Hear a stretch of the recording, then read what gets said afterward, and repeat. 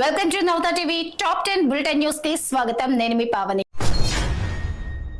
పటాన్చెరు నియోజకవర్గంలో రామచంద్రపురం పట్టణంలోని గుజరాతీ సమాజ్ ఆధ్వర్యంలో అభినందన సభ నిర్వహించారు. ఈ సందర్భంగా మెదక్ బీజేపీ ఎంపీ మాధవనేని రఘునందన్ రావుకు సంఘం సభ్యులు ఘనంగా సన్మానించారు. ఈ కార్యక్రమంలో స్థానిక నాయకులు, గుజరాతీ సంఘం సభ్యులు పాల్గొన్నారు.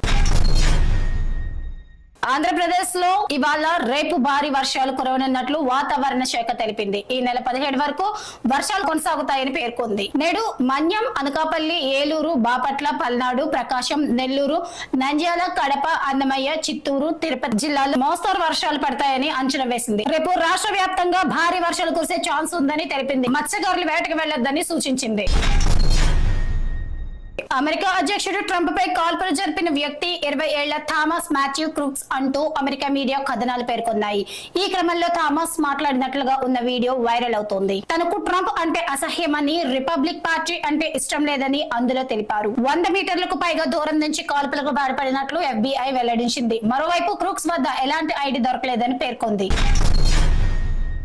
తెలంగాణలో నిన్న రాత్రి ఉద్యోగుల ఆందోళనపై మాజీ మంత్రి కేటీఆర్ స్పందించారు. ఇద్దరు కాంగ్రెస్ నిరుద్యోగుల యువతకు అరచేతిలో చందమామ చూపి కేసీఆర్ ప్రభుత్వం పైకి రెచ్చగొట్టారు. ఇప్పుడు వారిద్దరికి ఉద్యోగాలు వచ్చాయి. కానీ తొలి ఏడాదిలోనే 2 లక్షల ఉద్యోగాలు భర్తీ చేస్తామన్న కాంగ్రెస్ 7 నెలల్లో సింగిల్ జాబ్ కాదు కదా, ఒక్క నోటిఫికేషన్ ఇవ్వలేదు. ఇప్పుడు యువత రోడ్ల మీదకి వస్తే వారు ఎక్కడున్నారు అని ట్వీట్ చేశారు. మంచు విష్ణు హీరోగా తెరకెక్కుతున్న కన్నప్ప మూవీ నుంచి శరత్ కుమార్ లుక్ రివీల్ అయింది. ఆయన పుట్టినరోజు సందర్భంగా మేకర్స్ ఓ పోస్టర్ ని విడుదల చేశారు. ఈ చిత్రంలో ఆయన నాదనాథుడు పాత్రలు నటిస్తున్నట్టు తెలుస్తోంది. కాగా ప్రభాస్, మోహన్ లాల్, అక్షయ్ కుమార్, కాజల్, ప్రీతి ముకుందన్ కీలక పాత్రలు పోషిస్తున్నారు. ముఖేష్ కుమార్ డైరెక్ట్ చేస్తున్న మూవీకి మణిశర్మ, స్టీఫెన్ మ్యూజిక్ ని అందిస్తున్నారు.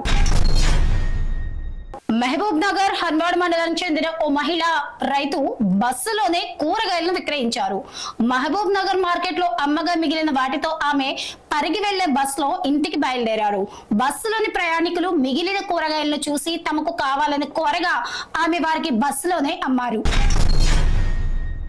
సచివాలయంలో భద్రతా మార్పు చర్చనీయాంశంగా మారింది. ఇంటెలిజెన్స్ నివేదికతో గతంలో తొలగించిన SPF సిబ్బందిని తిరిగి తీసుకోవాలనుకోవడం ఏంటని ప్రస్తుతం విధుల్లో ఉన్న TGSP పోలీసులు ఆందోళన వ్యక్తం చేస్తున్నారు. ఎలాంటి అవినీతి చేయకుండా VVIPల భద్రత లక్ష్యంగా పనిచేసే తమని తొలగిస్తామనడం సరికాదంటున్నారు.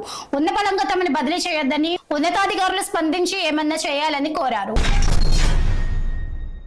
అనంత్ అంబానీ, రాధికా మర్చెంట్ వివాహానికి 5,000 కోట్ల రూపాయల వరకు అయి ఉంటుందని విశ్లేషకులు అంచనా వేస్తున్నారు. ఇంత భారీగా ఖర్చు చేస్తున్న సగటు భారతీయుడు ఖర్చు చేసే దానికంటే ఇది తక్కువేనట. కోటి రూపాయల ఆస్తి ఉన్న కుటుంబం తమ పిల్లల పెళ్లికి 15% అంటే 15 లక్షల రూపాయల వరకు ఖర్చు చేస్తుంది. కానీ 5,000 కోట్లు అంటే అంబానీ సంపాదనలో 0.5% మాత్రమే. ప్రస్తుతం ముఖేష్ అంబానీ ఆస్తులు 10 లక్షల కోట్ల పైమాటే. మహారాష్ట్ర సీఎం ఏక్నాథ్ షిండేతో ఏపీ సీఎం చంద్రబాబు భేటీ అయ్యారు. ముంబైలోని షిండే నివాసంలో వీరి సమావేశం జరిగింది. చంద్రబాబు వెంట కేంద్ర మంత్రి రామ్మోహన్ నాయుడు ఉన్నారు. టాలీవుడ్ హీరో సాయి ధరమ్ తేజ్ సీఎం రేవంత్ రెడ్డిని కలిశారు. జూబ్లీ హిల్స్ లోని సీఎం నివాసంలో మంత్రి కొండ సురేఖతో కలిసి ఆయన రేవంత్ తో భేటీ అయ్యారు. దీనిపై మరిన్ని వివరాలు తెలియాల్సి ఉంది. ఇది ఇవాల్టి టాప్ 10 బులెటిన్ న్యూస్. మరో టాప్ 10 బులెటిన్ న్యూస్ లో మళ్ళీ కలుద్దాం.